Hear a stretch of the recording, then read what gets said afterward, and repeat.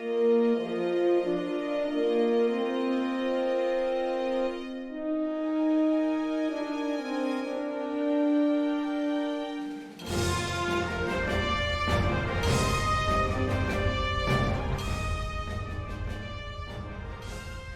hello, hello. Welcome to another Continuing Conversations. I'm Michael Dismuke, freelance writer for the game that I like so much here, Star Trek Adventures, in addition to being the lead writer on Captain's Log and a blogger on Continuing Missions, which is the #1 fan site for Star Trek Adventures RPG, Captain's Log, and now the Federation Klingon War Campaign Tactical Guide. Some exciting things going on. Let's make the rounds because we have quite the crew tonight and quite the amazing conversation. It's going to be so fun, I think. But first, let's introduce Jim Johnson. Hey everybody, Jim Johnson. I am the project manager and line editor for the Star Trek Adventures RPG and the Captain's Log solo RPG, both published by Modiphius Entertainment. These 8 years now, and super excited to be on the show. I'm co-host with Michael on this show. Every week we bring you something new and relevant for Star Trek Adventures, role-playing, game mastering, whatever. Really fun to be doing this well on 2 years now. And we have a great group of guests tonight that are going to be talking about a really cool topic. And so I'll just go around here and have everybody introduce themselves, and then we'll get on with it. So I'll start off with Josh Allen. Please introduce yourself and tell the audience a little bit about yourself. Thanks a lot, Jim. I'm Josh. I am a longtime fan of Star Trek Adventures. I got, with your blessing, got the chance to contribute to Captain's Log, which was really fun. And I love playing Star Trek Adventures with my kids. They love it, and it's served us really well. Awesome. Thank you for being here. Always appreciate it. And returning again is Connor Self. Please introduce yourself and tell us a little bit about your involvement in STA and all the other great work that you do. Thanks, Jim. My name is Connor, he, him. I am a child and family therapist in the public schools. I also provide a good deal of support to the gaming community and to our local communities through D8 Summit Charities. I'm the president of that 501c3. We raise some money for great causes, including kids' charities, mental health charities, food provision, like food banks, homeless shelters. I am a professional DM and author with well over 40 titles under my belt, including a few for some pretty big companies that you might have heard of, and including something about like coasts and things like that. Like apparently people know, I don't know who they are really. But there's a lot of, I'm really fortunate to be here with this crew again. They make me proud to serve. Oh, well, thank you. Right back at you. And thanks for being here. Really appreciate you taking the time to join us all. And then we have the lead writer of the brand newly just released on pre-order Federation Klingon War Tactical Campaign, Al Spader. Introduce yourself, sir. How's it going? Al Spader. I'm a freelance writer for Star Trek Adventures. I am lead writer on the Federation Klingon Tactical Campaign. Pretty excited about that. I'm also a game and system designer. I wrote the Sentience 2D20 role-playing game for the Modiphius World Builders program as well. Yep, and Al's giving me some little teeny tiny previews of some other stuff that he's got working on, not related to Sentience, not related to Star Trek Adventures, and I can't wait to see those come out as well. So it's you're inspiring me, Al, because like I love Star Trek Adventures to death, and I've been working on it now, and I still got that creative itch that I want to do something else. I want, or not something else, but something more. So between you and Connor, I think you're both going to inspire me to get off my butt and get self-publishing some new stuff here. So we'll see what happens. But we brought you all together tonight to talk about a very special topic that we've kind of talked around a little bit here and there on some of our shows over the years. And I know it's been on my mind a lot. And Al, I know you and I have talked about it. And of course, Josh, you've had a lot of input, and Connor, you've talked about it too. So we're going to talk all about how to take Star Trek Adventures and adapt it and use it with your kids or your friends' kids or kids in general, and how to expose kids to the wonderful world of tabletop RPGs, and in particular Star Trek Adventures. And in the pre-show talk, I think we decided we were going to start with Connor's concept, and then we're going to go to Josh, and then we're going to go to Al, and Michael and I will pepper in questions as we go. So, Michael, unless you have anything else to add, I think we should just jump over to Connor here and get started. Yeah, jump right in. I'm excited. I mean, I'm hoping that by the time we finish this, we're going to inspire people to breed an entire new generation of players to RPG. Yeah, well, it would be awesome. I am seeing, I'm in the front lines out there seeing an entire new generation, which from the looks of it is about our third generation at this point entering RPGs. Given the storied history of our hobby, I am seeing kids in the 10 to 12 year range going to conventions with their grandparents. So it's such an awesome thing to see. I would also like to see an entire new generation enter this wonderful world that we all share, that we all enjoy, Star Trek, an aspirational world, one that we can all look up to, one that the messaging is strong, that we can all have a part in creating, not starting with 300 years in the future, but starting now. When everybody, we'd sort of like, as a group, we talked about the sorts of things that we'd like to talk about. And I definitely want to hear, because I'm going to be jotting down the ideas that people have as they're going around the table. But I always start, whenever I'm going to work with kids running RPGs, I try to start from the most foundational level. Like, what message do I want to send? And it's so key in children's entertainment. It always starts from the messaging. The good news is Star Trek comes with its own messaging. It's amazing. It comes with everybody can work together. We can all cooperate. Infinite diversity, infinite combinations. The sense of adventure, the importance of science and engineering. Just the genuine curiosity of the world, and the central idea that violence is there, but it's always the last resort, right? And these sorts of things can form the foundation of a great story for kids that not only allows them to enjoy wonder and imagination and exploration, but also allows them to build the sorts of social and emotional skills that they're going to need to navigate an increasingly complicated world. Yeah, you had even brought up something right before we started taping the show, Connor, about why you might not choose, say, a popular RPG game like Dungeons and Dragons as the first choice for kids. Can you repeat what you said about that? Okay, so let it be said, anybody out there that's watching that knows me knows the love I have for that game, right? It was a foundational game for me. It was not my entry into RPGs, though. My entry into RPGs was Marvel, good old phase rip. And the core idea of the game, the very foundational idea of the game, was very different. Dungeons and Dragons started as a war simulation that they overlaid some character options onto, and that sort of character arc thing. It was always predicated on the idea that you get more powerful by beating up people and taking their stuff. And that is a very fun game, but it's not the sort of messaging that I necessarily want to pass on to kids.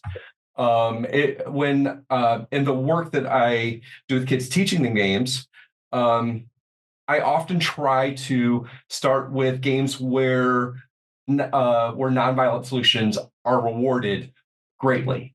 And not only rewarded greatly, they're pushed forward as the primary options. The rule set, the setting information puts nonviolent resolution first. So that's normally where I start. I would echo that, Connor. I feel like I can't say how many times a kid has come to my table playing D&D, which I love, and said, okay, I'm a neutral evil rogue who burned down his village and is on the run, and that's how I start this adventure. And it's just like, okay, I always want to say yes to kids' contributions and their imagination, but that's a game where just really anything goes. And in Star Trek Adventures, you have a captain, you have a chain of command, you have a directive, the directives that the GM can place, and they actually reward the players for engaging with them. And every player has values, and they're just sort of naturally pulled towards a really positive engagement. And the other thing is, the content is all the content from Modiphius. It's not just the shows. There's a theme there in every adventure, and they're just brought right into that really positive, productive space. Yeah, and the foundational concepts that you were speaking to, Connor, I do want to say, especially in the Star Trek universe, if you watch Prodigy from start to finish, you get to see that, like, the first 8 episodes, each one is based around a foundational concept of what Star Trek really is.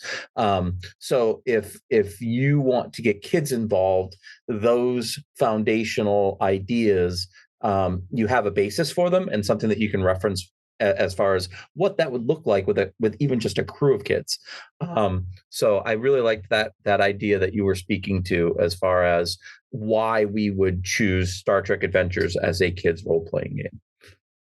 One of the things I really appreciated that you mentioned, Connor, is reflecting on the fact that Nathan Dowdell, who designed the system right back in 2016 or whatever, he was very intentional in the chapter about presenting conflict. Right, he was very intentional about putting social conflict first in the chapter. You learn about social conflict first, and then you learn about personal combat, and then you learn about starship combat, and that really, I think, reflects the core values of Star Trek, is that it's people working out problems and differences before they go into the pew pew and the shooting and the fisticuffs.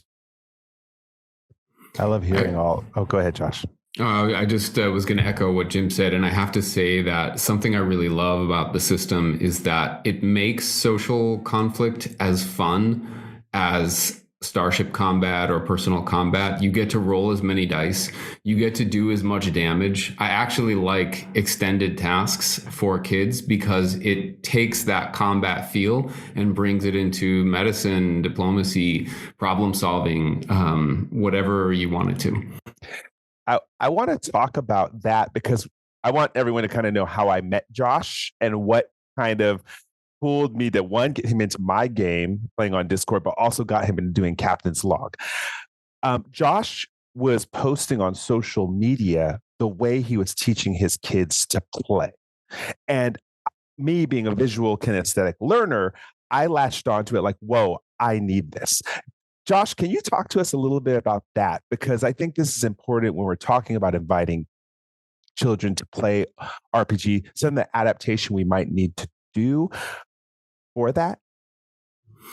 Yeah, I basically hand drew some kind of infographics, I guess you could call them, to try to help my kids understand the mechanics.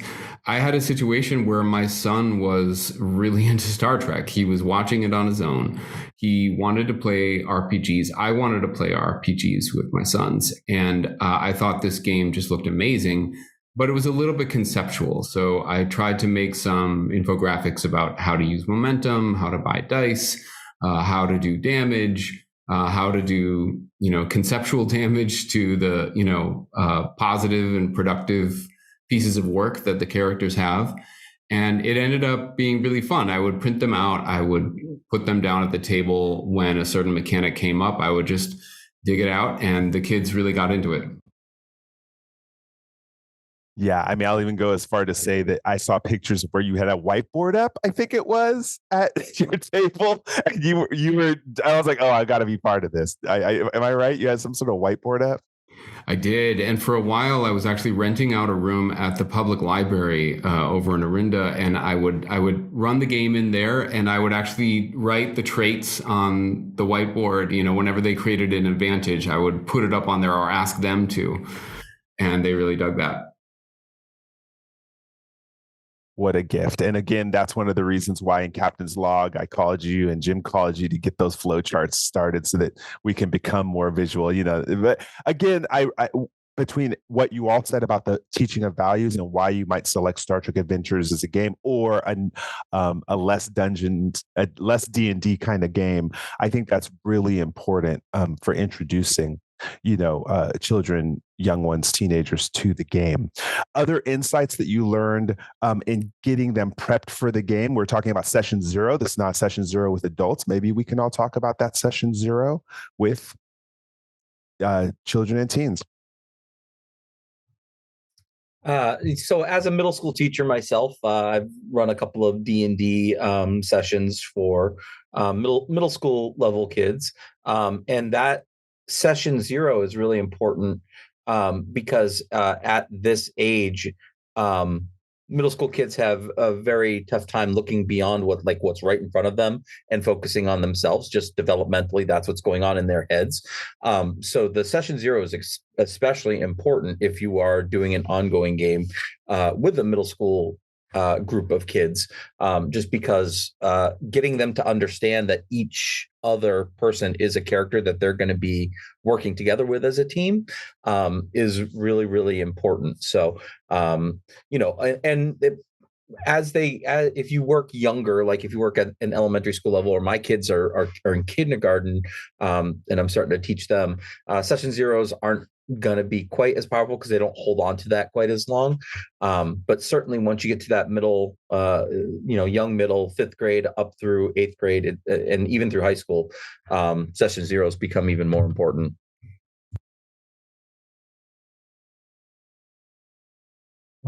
I have worked with so many young folk all the way down into the elementary level, and I would mirror exactly what Al is saying as far as some of the sessions. They're not going to remember those core details very well.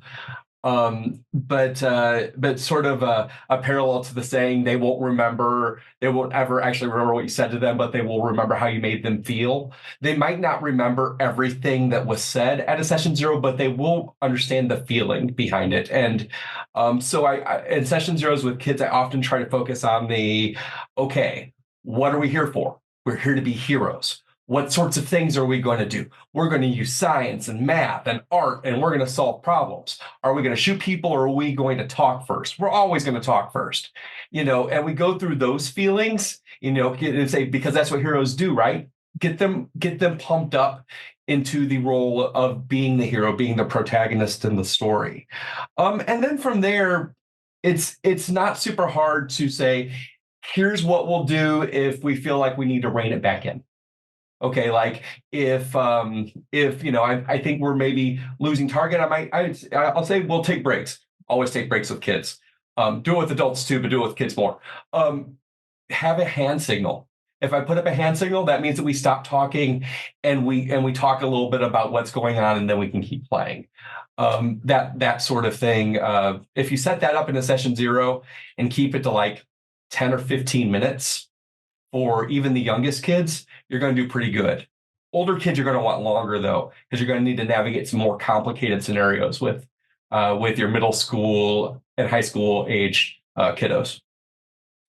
One tool that I've noticed, Connor, when I run for this age group is, especially during the session 0, when we start talking about characters and who they're each going to be, I try to encourage the kids to have a backstory connection with at least one other character in the group.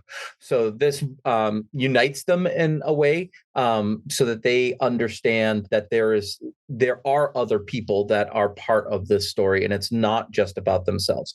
We talk about the fun per hour of the table versus the fun per hour of the self, and how everyone's enjoyment is really, really important. So if you're running off and trying to do something by yourself that nobody else wants to do, maybe that's something that we need to talk about and rein in and whatnot. So very, very important to set that foundation early.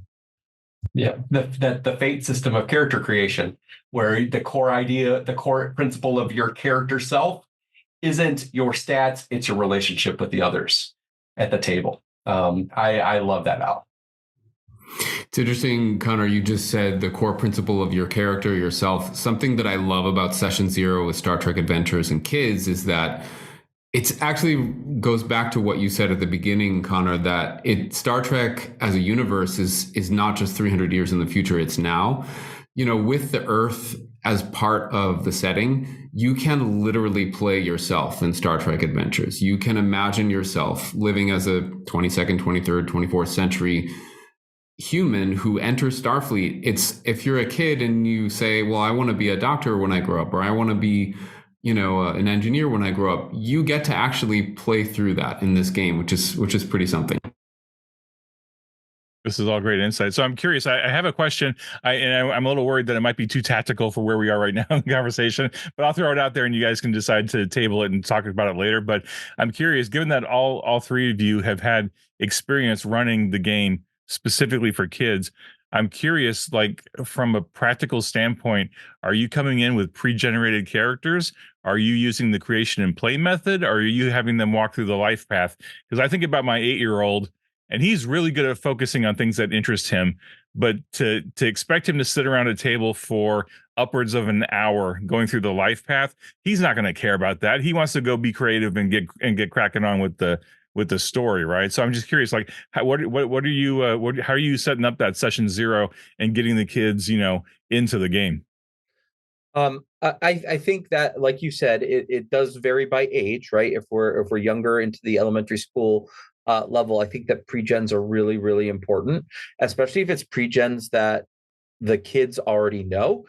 So like I'm teaching my 5-year-olds how to play Marvel Multiverse right now. And one of the things about that game is they have Spider-Man, Venom, Ghost Rider, and so the kids can tell their stories about those characters, and they already know how those characters act because they see them on television, they see them, and so on and so forth. I would say that as you get older, you can introduce more concepts about creating your own character or adding your own flair to characters, and I think that, like, once you get up to the high school level, I think it's very reasonable for kids to go through a life path process, especially if you're using the BC Holmes character generator as something that is like a tool for them to build their characters, because then you're not really sitting there for an hour. It's only about a 20-minute process, and that makes it much, much easier, especially for kids that are a little bit more advanced. I'm going to throw in there, make sure you know your kids, though, for sure. And the reason why I say that is because even with grownups, because I teach grownups how to play games too, typically I will encourage all grownups when they're learning the game even to start with a pre-gen. Why? Because there's crunchy rules bits that sometimes you bump into, that fourth wall that you bump into when you're creating a character, and you're not going to understand what that stuff means that first time. You're gonna be like, what does this mean? I can create an advantage by spending, no, okay. How about we just start with this pre-generated character, one session only, just to learn the basics of the gameplay. And then after that, let's go and then let's sit and do the 20-minute character build. Now that you kind of have an idea what the things do, and then you're going to have a more rewarding experience in the character creation. And you're going to feel like you're going to be better able to shape your character to where you're going. Some kids might really feel stifled the moment they bump into a rules bit and they don't know what it means. It can be a shutdown experience for some kids. And I will often, even with grownups, like I said, I'll often start with the pre-gen that first time.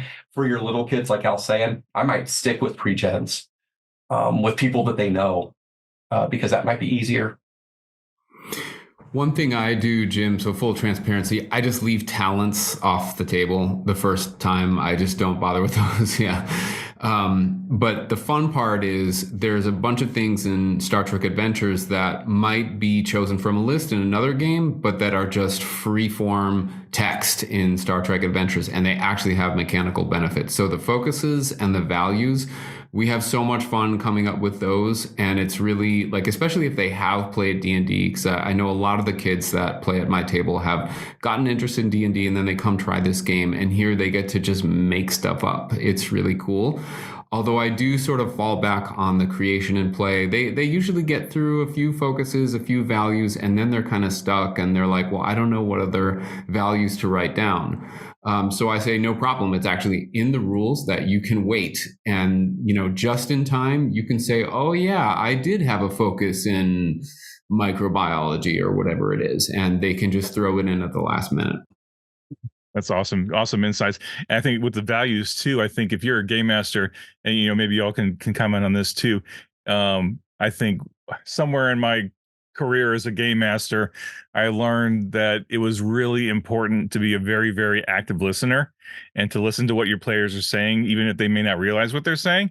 And I think especially for Star Trek Adventures, a player, whether they're a kid or an adult, they might actually say something in their dialogue that is actually a value, right? I mean, we hear it all the time on the shows. Some character will say something and be like, oh, that's a core value. That's a value that they hold near and dear.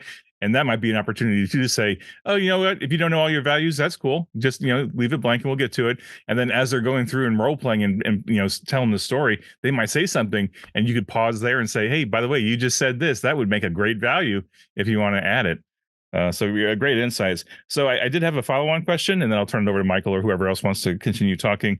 And I guess this is related to session 0. You're talking about using pre-gens, in some cases, maybe using creation and play. Like even before that, like heading into the decision to sit down with this group of kids, what kind of homework are you doing? Are you encouraging them to watch the show? Are you showing them some pictures of some different alien, species? Or are you just like, kind of like going in cold and saying, hey, we're going to try out this Star Trek game, gather around the table or come over to my house, or like however you do it, come to the library, as Josh was saying. But like, do you take an opportunity to kind of like sit them down and maybe cherry pick a couple episodes and kind of give them the feel of it before you get them to the table? I mean, I can go ahead and speak about my 3 nephews that I had play with me in their early teens. And they knew nothing about Star Trek except Uncle Michael loves it. And that he writes for our Star Trek RPG. That's all they knew. So that was the incentive. We're like, well, we're willing to try this out. And they were spread all over California too. So I wasn't going to be getting them around a table. We'd be playing over Zoom or Discord. So I know I purposely constructed a game and let them in session 0 get as silly as they wanted to be, because they are kind of humorous and sarcastic. Wonder where they get that from. And so one of them wants a duck on the ship, on the space station. They decided on a space station game and they want a duck with them, and they named it Goose, and they thought this was hilarious. I'm like, okay, there's a mysterious anomalous duck on it, and we rolled with it. So as an adult, I have to give up a lot of my seriousness with Star Trek, even though I do love Lower Decks. I had to give up a lot of my seriousness just to get them interested, and I kept bringing the duck back in the scene so that if it was getting a little mundane, so they could laugh. And they wanted to blow up a Romulan warbird, so I let them blow up a Romulan warbird. And they did weird stuff with Borg technology that would have killed any other Star Trek person. But I let all that go because I wanted them to experience the mechanics and stuff like that. And then they started getting a little serious as they started seeing the repercussions of their actions in the next episode. So again, I think with kids, we serious diehard Star Trekkers or Trekkies have to kind of back up and let them get into the game and fall in love with it. What does everyone else think? I love what you mentioned there, Michael, because it's something I've been experiencing working with my twins. Again, they're 5 years old, right?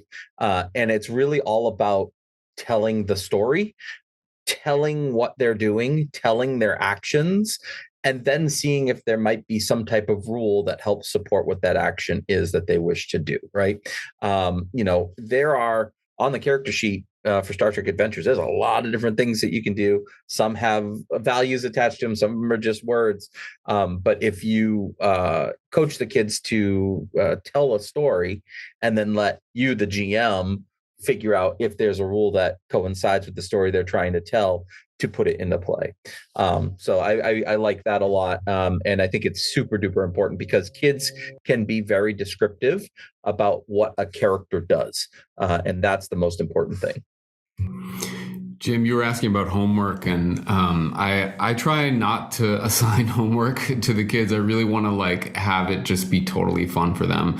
I had a situation where when we started playing STA, my older son was already watching Deep Space Nine. You know, he wanted to encounter the Jem'Hadar. That was like his goal. And then my younger son had no interest. He was really into D&D, but he had no interest in Star Trek, had never watched the show, would not watch the show. And I was like, you know, to my younger son, I really think you might like this game. And he said, I'll do it if I can play a dragon. So I I used the rules. I think there's rules in the core rulebook, and I think we made sure to include some variant of this in Captain's Log to make your own species. And so we sat down and we homebrewed this essentially dragonborn Starfleet officer, and he sort of came in from another civilization and he didn't know exactly how Starfleet worked, so we kind of created a way in for him into this kind of, you know, inside baseball type world. Yeah, that creativity is huge. And hearing, you know, like, come up with those ideas. Let's find a way to feed these ideas, and allow your ideas to blossom. That Josh is talking about. That's a thing of beauty, especially with kids, because until you're locked into all these ideas of how the world is and how the world works, it's very easy to be spontaneous and incredibly creative. It's something a lot of us lose as we get older, but kids have it in spades. And as a person who runs games for kids, I encourage it because it's fun for me. It's fun for me to watch them do that. And you can do it. I was talking about don't worry about the rules bits. You just tell me what you're going to do, and if I decide there's a roll necessary, I'll ask you to roll something. Is something that I try to engender even with the adult players I'm teaching games to. Like, I don't want you to say, I want to roll this. Just say, I do this, or my character does this, or go right into the first person, I do this. And then I'll be like, oh, okay, yeah, that's just going to work. Or, you know, oh, it's just going to work. Yeah, sometimes you don't need to roll. It's just, I know you can do it. Do it. Or I'll say, oh, you know, this is dangerous. And I'll set the stage for tension and say, give me a dice roll. And, you know, and get them going that way. Kids eat that up. It can be a little more challenging for adults sometimes, but kids will eat that up, because if you go that way, they're going to be like, oh, I get to roll dice this time. I came up with something risky. There's nothing more, and I'd say there's nothing more exciting. I crack up laughing when I see like my nieces and nephews holding the dice with fear, like for the roll. That's one of the best feelings in the universe. Yeah, I do want to also just point out there that especially with kids, sometimes it's hard for them to detach that their character is a different entity than themselves. So just be aware and be mindful. Again, know who your kids are, and that's why a lot of different companies are starting to do RPG therapy type stuff, because some kids are really able to separate their character from themselves. And some, like when you look at the social emotional learning aspect of kids, especially at the middle school level, and you're talking about self-awareness, there are some kids that have very low self-awareness, but might have very high self-awareness about a character that they're playing in a game. And so they're starting to do therapy sessions in character for some of these kids to practice those skills that they can then apply to themselves in their own life. So that's probably a whole nother podcast after this. But I think that aspect is very interesting to look into as well. Yeah. Play therapy is incredible. As a trained play therapist myself, I love it. I love working with kids and using games to teach those important concepts. And you can do it in RPGs, and I can talk at length about it. But you know what? I can teach a kid the basics of social interaction by playing Sorry with them, and they will never even know it's therapy. And they're gonna be like, it's fun. I get to go into his office. There's other kids there. We play a game. Sometimes I win, but sometimes I lose. But it doesn't matter, because it's all about how we play the game. And you'll hear a kid say that, and they'll be like, what? And yeah. It's really not about whether you win or lose. It's about sharing the time with other people and laughing and enjoy. And teachers are like, what did you do to this kid? Like he doesn't feel the need to win. I'm like, well, no, we just set it up that way. So we just know that we're there to have fun, and who cares who wins? You can teach a lot of really important skills, and then you learn to generalize that into real life. As far as like when we talk about what makes people unique, we talk about the species of Star Trek, but when we look at our planet, the species on our planet, there are very few animals that learn through play. But human beings not only learn through play from an early age, we continue to play through the lifespan to continue to learn, and that sets us up as very unique. And it's something that can be utilized. We're learning more about it therapeutically. We're seeing some great treatment effects from play-centered therapies, and I'll just stop because I can talk about that forever. No. I hear you. And I think I've for a long time I've believed that adults just forget how to play. And it's part of it's time, right? Because you get more responsibilities as you get older, but like playtime kind of goes away sometimes, and then they get tired and angry, and they have the job and everything else, and it's like no, you need to have some time to just goof off and have fun and get together with friends and throw some Legos around or do something goofy. So great insights. One thing that I wanted to start discussing is the fact that Star Trek Adventures has this really awesome concept called succeeding at a cost, right? And sometimes for kids, the sense of failing a role is really potent and powerful and sometimes devastating. So because Star Trek Adventures has this fail forward type mechanic, I think it's another benefit to the system to do this with kids, or to use this system with kids, because if they fail a test or task, you can have them pass it and just take some threat or have some type of complication occur. And again, that helps with kids who have some emotional attachment to their characters, but it also keeps that narrative flowing and shows the kids that yes, you can do this, and yes, you can make it through, but there might be some problems along the way. Yeah, thank you for mentioning that too, Al, because I'm making connections as I get older with how RPG affected me later, and my adverseness to risk, or my willingness to take risk. I mean, it's all probability mathematics, and soon you start learning through RPG that sometimes I'm going to fail. It does not destroy me. It teaches me for next time. It shows me what my strengths are, shows me what my weaknesses are, or when I need to call a team member to help. And I later on, there's a book I recommended on the show before called Against the Gods. It's about probability mathematics, how the insurance industry came up from that. And I apply it to my business. I've done well in business, and a lot is because you start to learn to mitigate risk, no risk, low risk, medium risk, high risk in making your decisions. And I really teach, like with my nephews and nieces, is that when they fail, it's not like, oh God, you failed. It's, oh, what did you learn from that? And that is like one of the biggest things we could learn in life is, what did you learn from that, and how are you moving forward? And so I just always got to give kudos that you mentioned that about, failing forward, succeeding at cost, because there's ways to make this into teachable moments.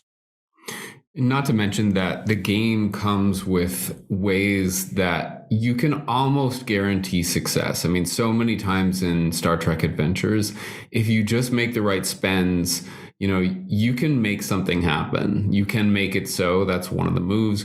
You can spend determination. You can spend a lot of momentum. You can, generate a lot of threat. You can roll 5 dice or more, in one die roll to make something happen. And I think it's pretty cool that if you're a kid, you just came up with this awesome idea. You roll the dice to see if your idea goes anywhere. I mean, it can just really feel like a letdown. And it's the kind of thing that leads, I think, GMs for kids to want to fudge, in other game systems. I've never had to fudge in Star Trek Adventures, not with kids or adults. And there's always a way forward. There's always a way to accomplish the thing that they want to do. And then it's interesting how they find that way to make it happen. Yeah, and the one bit that you didn't mention there, but somebody mentioned earlier was the assist mechanic, right? Nathan Dowdell, when interviewed about the 2D20 system, said very early on, like in Conan and Infinity and all these games, people weren't using the assist mechanic like at all. And then Star Trek Adventures drops down, where it's all teamwork all the time, and it really took that assist mechanic to the next level, to actually almost define the system, right?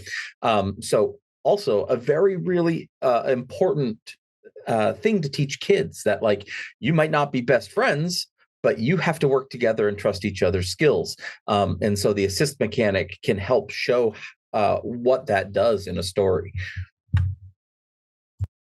Excellent. I don't want to pass up, with this podcast mentioning one thing, because it's something I, with my nieces and nephews, I'm very careful with. It's about gaming online, social, with people they don't know. I just want to be very clear with my personal feelings on the matter, and we can go around the table and talk about this. Is when we're talking about playing games with children or teenagers, we're not talking about just them walking into any random game shop or going online to Discord to find a group, right? Let's talk about that when it comes to Session 0 and Safety 2. I wouldn't want to pass that up. I can talk about the ground rules that we have for D8 Summit Charities events, or for where kids are invited to come in and play, or in my online games. A child under the age of 13, I always request that a parent either be sitting there with them, or that a parent be in the very near vicinity. And the reason being is it is a safety thing. If the kid is sitting down and playing with people that they don't know, they might not be aware of all the social rules of the people that are around, the ways that you would interact with strangers who could be of very different ages, that aren't family. And so it's key to have that around just as a safety thing. We also teenagers, we allow teenagers to be at events. But we do keep a close eye on them. We take a community mentality to any teenagers that are at the events. So we look out, their parents might not be right there, but we look out for them as adults. All volunteers for any D8 Summit event, we automatically check them on the sex offender registry. And everybody consents to that before they even participate as a volunteer. And that's just to create an atmosphere of safety. My dogs are barking, I apologize. But at the same time, it's not 100%. And so, parents knowing where their kids are at and what they're doing and who they're doing it with, like there's no replacement for good old fashioned parental vigilance. Yeah, I organize at a local game shop 3 to 4 tables every week. And same idea, 14 and over are welcome to play. But below that, we do ask that parents are there. And it's been fairly successful over the years. In fact, we just had our first regular game master who started when she was 14 with her dad sitting at the same table, and now in fact this weekend is her first time DMing a table and her dad's not going to be at it, so we're very proud of her. So yeah, I think that you can build a rapport, and as someone is part of the community kind of like takes them in and guards them as well. And so you set those the baseline. And like you said, Connor, the safety is the utmost importance, and cool things can happen. Something I have to say that's impressed me tremendously is just the number of really thoughtful programs that are out there. If you have any concern as a parent, if your child is interested in this hobby and you have any concern about that, there are straight up organizations with licensed therapists that run these games. Much like you, Connor, I mean, it's exploding, it seems, these days to me, the number of programs that are based around role-playing games, and even ones that facilitate the kids learning to be a game master, which is a really difficult skill. I mean, it's really a lot to ask, even of a teen, to facilitate a group. So it's really cool if you can find your way to one of these programs where your child could get that experience all under, you know, the facilitation and guidance of someone who is really well trained to resolve conflict and make sure that everybody's feeling safe. I like that. I mean, now that I think back, it's so weird. I don't know how old you all were. Maybe we can go around quick. I was 15 years old the first time I ever started GMing. I don't know where it came from, but what was the age that most of you started GMing at? I think I was 13. Wow. Whoa. What game was that? Oh, D&D. Okay. Mine was Marvel's. Mine was Phaser Rip for sure. Nice. I think actually, I mean, playing it was probably 13, but game mastering, I think I ran my first session. The very first thing I ran was Star Frontiers, and I think I was 14, maybe 15. So I did Star Frontiers, and then I immediately went into Marvel. Marvel Phase Rip, you know, it was so easy to get into, man. But for some reason, D&D, like I love playing it, but I don't think I had the bug to run it. I think maybe because my best friend was the game master, and I think he kind of like felt like he had the lock on being the game master, and that was his little domain. And I was just happy to be a player. But I ran Star Frontiers and Marvel. Yeah, and I actually have to correct myself. I actually did Heroes Unlimited for 1 year at age 14, and then started Phaser Rip at 15, Marvel TSR. Go ahead, Al. Sorry. Yeah, I remember my first game that I played was in 4th grade. I do remember the Heroes Unlimited having that in like 6th grade, but I don't know that I ever actually played it. But I didn't actually game master until I think my sophomore year in college was my first time actually doing it. And it was like, I think just before 3rd edition of Dungeons & Dragons came out, I ran 2nd edition. And I remember it very vividly in the dorm room. So that was a cool experience. Nice. So I did have one question. I want to go back. Oh wait, we didn't hear Connor though. He didn't. Oh, sorry. I'm sorry, Connor. Go ahead. And then go ahead, Jim. Connor, you're on mute. What was your first GM? Sorry, I thought I clicked unmute. I was laughing. 13. My first game was Marvel Phaser Rip that I ever ran. I ran D&D first edition soon after, but I became a forever DM around the age of 27. That's super cool. So, Michael, somewhere on your checklist, somewhere, I think we may need to do an episode talking about the parallels between Marvel and Star Trek. You know, all the different Marvel games and all the different Star Trek games, and I think the values that those two franchises have. Because I mean, really, Marvel especially has a lot of great values in it. Once you dig down into the core and just hear what all the creators talk about, right? So that might be worth an episode at some point in the future. Let's do it. But I wanted to go back a little bit. You guys were raising some really interesting topics about using like all these different programs that are available now for kids, RPG as therapy, parents understanding what the benefit is, and only because I have not had an opportunity to explore this yet, I was curious.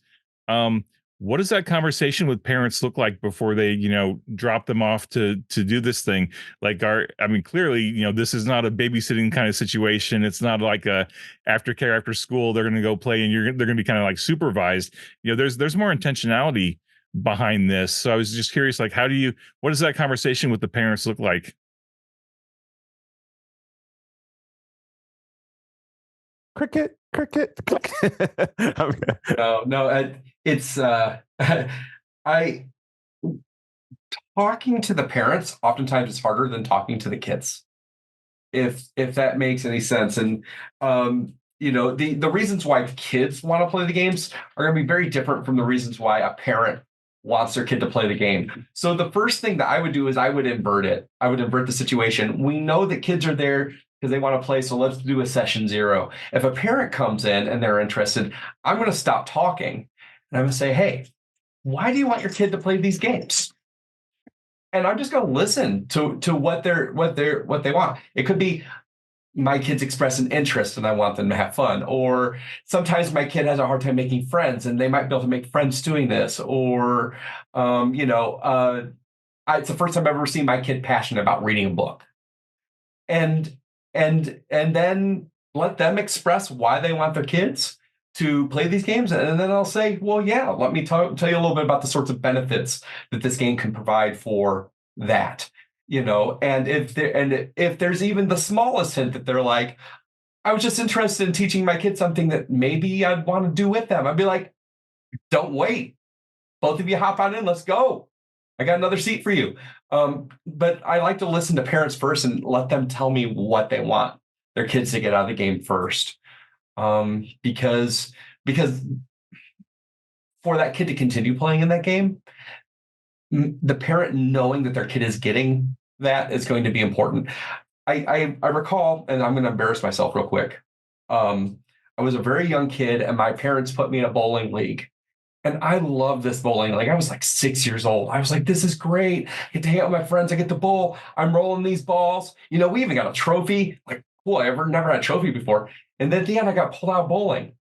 And it was several years later. I'm like, that one year we bowled and it was great. Like, why did you take us out of bowling? Like, I had so much fun. And I will never forget what my mom said. I put you in it so that you could learn coordination, and it didn't work, so I pulled you out. Oh.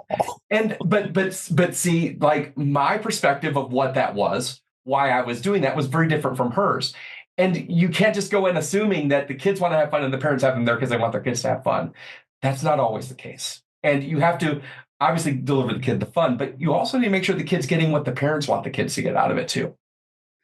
Yeah, and I would argue that be upfront with the parents, and we're seeing this a lot more often. In fact, we finally got it into Klingon more a content warning. Make sure the parents know the content warnings of what you are running, just so they can say, and if you're doing a consent form, which you should, have the kid fill it out, but also have the parents fill them out for their kids. Again, we got a consent form into the Klingon War Tactical Campaign, so I'm super excited about our players finally getting a chance to use that as well. But absolutely, even if the parents aren't playing in the game, what do you feel comfortable with your kid doing? Give them a copy. Yeah, I just want to add one caveat to that. The consent form in the Klingon Tactical Campaign, reading that to a kid might put them on subjects that the parents are not yet ready for them yet. So you may have to modify that form for your game. I just want to add that to it. Few things I do with parents around the content. I mean, just being a casual GM is, one, I try to talk in terms of genre. So I'll say this to the kids as well, that we're going to keep this at a Princess Bride level. We're going to keep this like a Marvel movie. I try to relate it to something that they have seen before, so that they sort of know what's expected and what's not appropriate. The other thing I try to do is I always invite the parents to play so that they can, and then during the pandemic, there were a lot of parents on Zoom with their kids as we ran these campaigns. I think that helped them sort of see, what kind of space we were creating there. And then I always tried to do a write-up, just like a little synopsis of what took place. I think that helped, everybody sort of understand the tone that I was trying to create and the safe, not challenging content that we were trying to work with. And as we're starting to see more and more curriculum based around RPG being introduced into the world, this is a very kind of newish, couple of years thing, but like with different units focusing on different skills that kids need to work on. Ideally you would have like a pre-assessment of what type of skills kids need to work on. I don't know that exists yet. I have not personally seen one. I have seen units talking about different concepts when you're playing an individual game. But ideally, I'd like to see that pre-assessment, post-assessment thing, as you would with any type of intervention or activity you're doing with kids, if you're trying to ensure that they're learning skills along the way. Love this all. Good. So why don't we go? I mean, it's almost been an hour now. We've been talking about this, which is amazing. Some of us adults still have children's attention spans, though. So I want to take that into consideration and start getting us to our wrap up. Let's go around one more time and see if there's maybe one little piece of advice that's straggling that each of you want to give. Let's go ahead and start with Jim. Anything that you're hearing, anything you want to encourage? I mean, I got so many more questions to ask. I think we'll just have to save it for another. We'll have to do another episode sometime and just continue on with the conversation and talk more. I think, gosh, what are my final words? I'm a little bit of a disadvantage because I haven't had an opportunity to get my son into it yet. I think he has his moments of silent focus, but he's also 8, right? So he's still got a huge amount of energy that, like to get him and his friends together to focus for even 10 minutes. I mean, I know, Connor, you said maybe 10, 15 minutes is a sweet spot to do a scene or two. I think even that might be more than I can ask for at the moment. But I think just to say, if you're a game master and you're thinking about trying this out with kids, like at this point, the game is so mature at 8 years, there's a wealth of material on hand that you can use without really either A, breaking the bank, or B, you having to spend a lot of time to create something, right? We got free mission briefs all over the place. We've got captain's log. We've got the core system. There's a lot of flexibility in how you want to run it. Like you can, Josh was saying, just take the talents out. That's, by and large what we did with captain's log. We streamlined it quite a bit, just down to, the 2d20, 1 momentum, 1 threat, no talents, and just really focusing on the core storytelling. So I think there's a lot of flexibility, but I'm going to stop there and just move it over to the experts, because you clearly have had far more experience in this piece of it than I have. So I'm fascinated just to be listening to y'all. Awesome. So the one word that I can't say enough is accommodate. And if you aren't sure how to make accommodations for different types of neurodivergence or physical accommodations, things like that, we did write some of that into the player's guide. We have a couple of pages of that in there of some strategies you can use to help accommodate for different types of neurodivergence. There's also the Fate Accessibility Toolkit. I can't recommend that enough. So in fact, I referenced that a lot when I was writing that part of the player's guide. And it goes to what Connor mentioned earlier about knowing who's at your table, and get to know them and see what needs they have, so that they can have a successful experience for themselves, but also so that everybody else at the table can have a successful experience with that person that you have at the table. Excellent. And maybe we'll get a reference on that. Al, I would love to put that into the text and continuing missions in the blog, references to that. All right, let's go Josh, then Connor. Well, I just want to build on what you guys just said about accommodating. And I just, can't say enough praise about the 2D20's system's ability to help you accommodate players and still have fun. I think I read somewhere Nathan in an interview talking about his philosophy about why social conflict is so mechanical in the game. And in part, it's to basically accommodate people who aren't necessarily ready to embody a character and act out, the role playing. I actually had a situation where a child was trying to convince a senate of some argument, and I said, what do you sound like? What words are you saying? And she said, no, I don't want to do that. I don't do voices. I just want to tell you what the kinds of things my character talks about. I just want to tell the story. And I was like, no problem. You just have to get 3 successes. So let's figure out how you do that. And the game really creates a fun way for everybody to play, even if they have a totally different style of participating in that process. Yeah. Oh, I love hearing so much talk about accommodations, because I bring up nonstop on panels when running for kids. Like kids are going to come with varying skill levels, and social can definitely be a part of it. It's not all social. We a lot of times we think a lot of ourselves, and sometimes the social awkwardness that a lot of us gamers experience, without realizing that there are people who play this game who have math disabilities. They can't add, or they have reading disabilities, and a big thick rule book is going to lose them. Even the writing on a character sheet is going to lose them. Having numerous graphics, like Josh will put into Captain's Log, or letting people use dice rollers at the table, or using dyslexia-friendly character sheets can make a huge difference, because in the end, this is play, and play is meant to be fun. And if I could leave anybody with anything, find the joy in the game, especially with kids. You know what? If they get pleasure out of like taking your little like my players do, they'll take my Star Trek attack wing miniatures and pew pew pew pew, and then my ship goes pew pew pew pew, and I'm going to clap and laugh and point, and I'm going to find every bit of joy in that. If that's where the kids are interacting with it and they're having fun, because I mean that's what it's all about.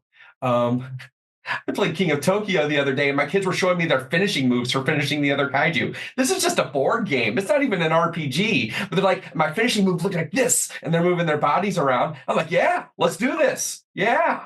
King Kong got it, didn't he? Yeah, good job. Find the joy. And, not just for them, find it for yourself. Remember what it's like to be a kid again. It's like a big gift running these games for kids.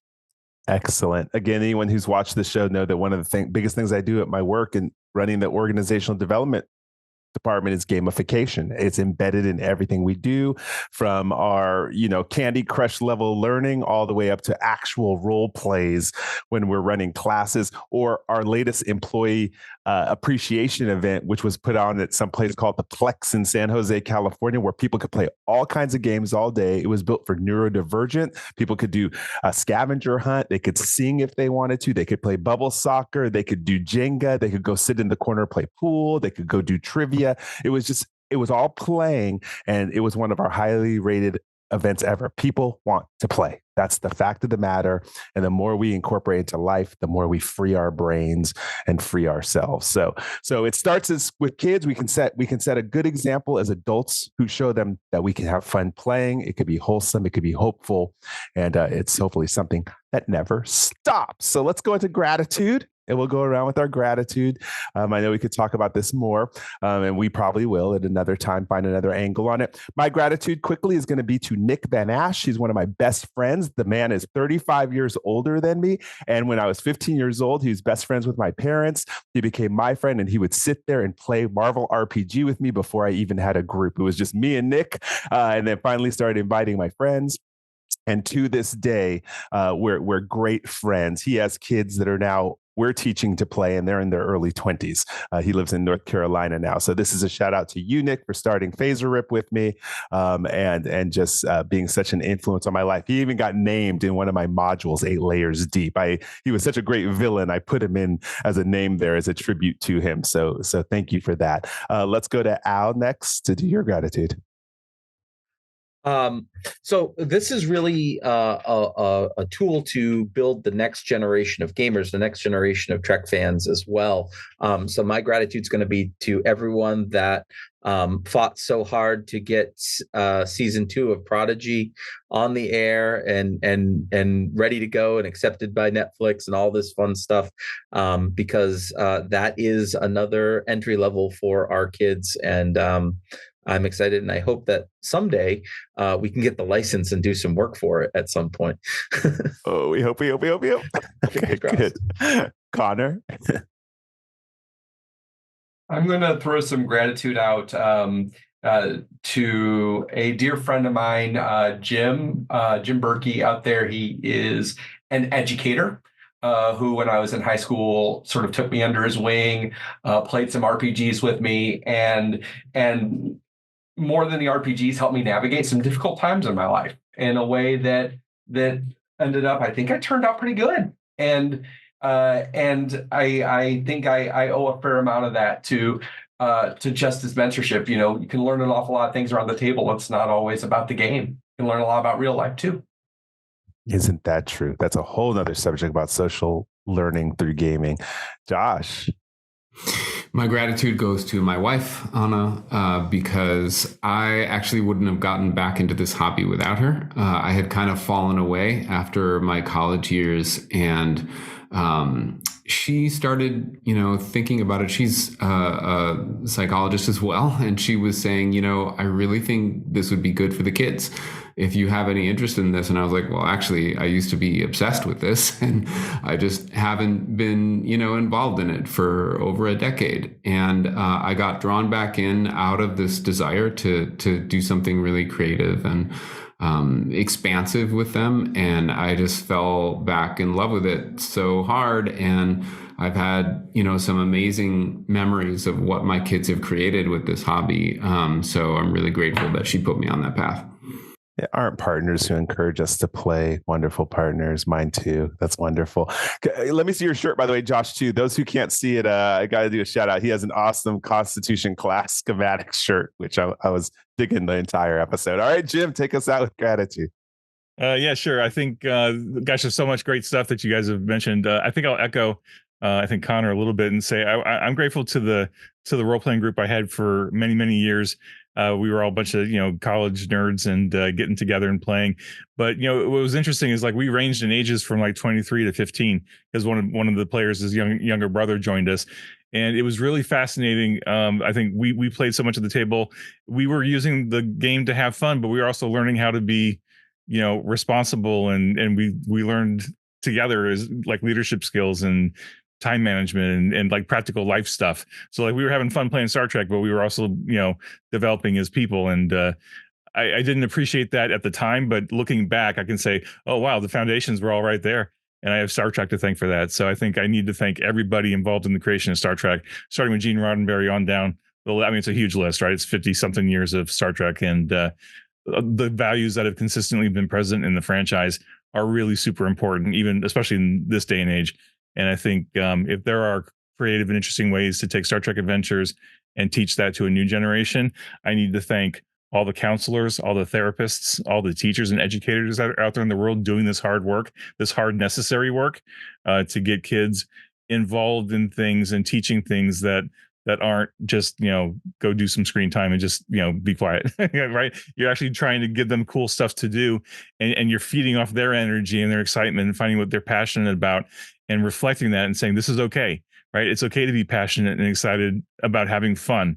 It's not just sitting down at the desk and doing your homework and like focusing and studying. You can actually play and learn something along the way too. And I think if we do another one of these episodes, we've got to find a way to get Dr. Erin on here, because the work that she's doing with Prodigy, like doing those little 5-6 minute snippets of science education along with the show, just fascinating. And I think I can't wait to see what everybody does with all this stuff. So, and I'm grateful to all of you for being here and sharing your time with us, because this has been a fantastic conversation. I really appreciate it. And I've got to wrap it up and say, I got to thank the fans. The fans of Star Trek over 50 odd years who've kept it alive, the letter writing campaigns that kept the original series alive, the letter writing campaigns that got Prodigy to season 2, like I was saying, the fans are the lifeblood of Star Trek. And, we wouldn't be here doing this game after 8 years if it wasn't for you. So thanks, fans. I will never stop thanking you, because it's never enough. I just got to keep thanking you all the time for being here, sticking with it, and having fun with us as we go. Yep. And thank our future fans that were out there trying to create all day long, introducing kids and teens to Star Trek Adventures and good RPGs. So thank you, everyone. IDIC, the conversation shall continue. Live long and prosper, everybody. Be safe, be well. We'll talk to you next time.